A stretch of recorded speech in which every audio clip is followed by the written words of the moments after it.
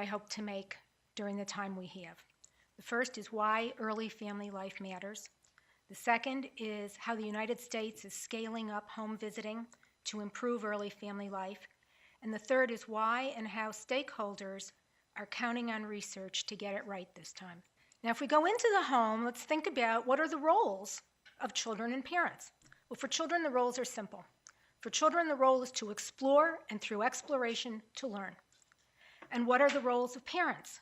To be a secure base and a safe haven. To be a secure base from which the child can go off and explore, learn, play, enjoy. Be encouraged. And a safe haven. So when the child is distressed, the child knows he or she can go back to the parent for the nurturing that's needed to help bring those emotions back into, to help regulate them.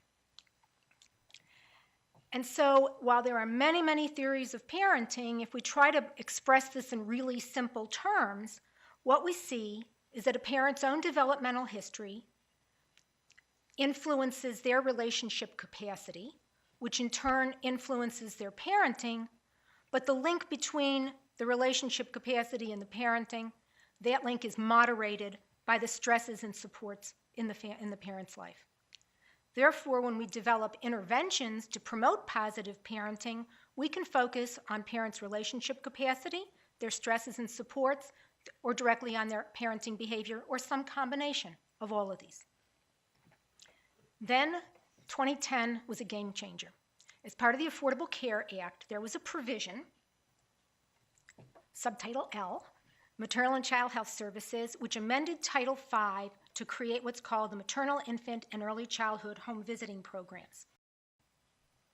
The research that had been done up to the time, and right around the time of the passage of the Affordable Care Act, revealed that, yeah, home visiting can be effective in promoting a broad range of outcomes. But it's also challenging to move these outcomes. I love this quote. Every system is perfectly designed to achieve exactly the results it gets.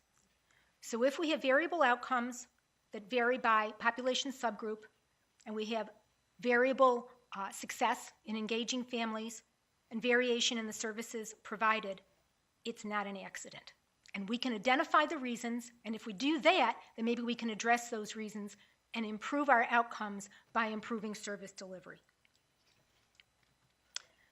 So we have an overarching framework for how to do such research.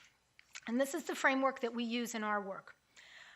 Remember I said home visiting aims to move a range of outcomes. And one could think almost of separate logic models for each of those outcomes. Right? And so our overall hypothesis is that success in achieving a particular outcome depends on the service plan for that outcome and on the implementation system for putting that plan, bringing it to life. The Affordable Care Act legislation that created what we call the McV program has evolved to have 4 lines of research. The first is the Home Visiting Research Network. Second, the Maternal and Infant Home Visiting Program evaluation, state evaluations, and then a quality improvement activity called HVCoin. I am fortunate to be involved with all 4 of these. So what was really hard for this talk was trying to narrow myself to give you a sense of the research that we and others are doing. This is my attempt at that. Basically, our research can be put under 3 questions. What happens in home visits? How do these services vary across families, across home visitors, and across sites? Then how do organizational and individual characteristics explain what happens in visits? And we have a particular interest in distinguishing variation that represents tailoring from variation that is unintended. And then finally, research to refine service plans and implementation systems to enhance them, and then test the results of those enhancements. Refinements to reach the families that are actually most likely to benefit from home visiting. Having a good heart, good intentions is not enough. I personally believe you should not offer a service to a family unless your service has a chance of actually improving outcomes for that family.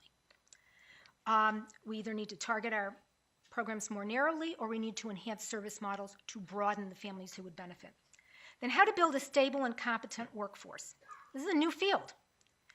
The training for it is varied from one model to the next, from one state to the next. This is an unsustainable system. We are moving toward a system of defining core competencies and developing certificate programs, that sort of thing that can be part of community colleges and so on, to prepare a workforce.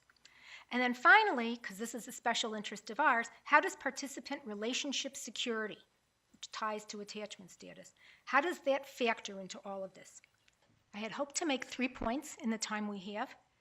I hope I was successful in convincing you that early family life matters a lot, and that the United States is using a stakeholder and data-driven approach to scaling up home visiting to improve early family life, and that we're all working together to make sure we get it right. Thank you.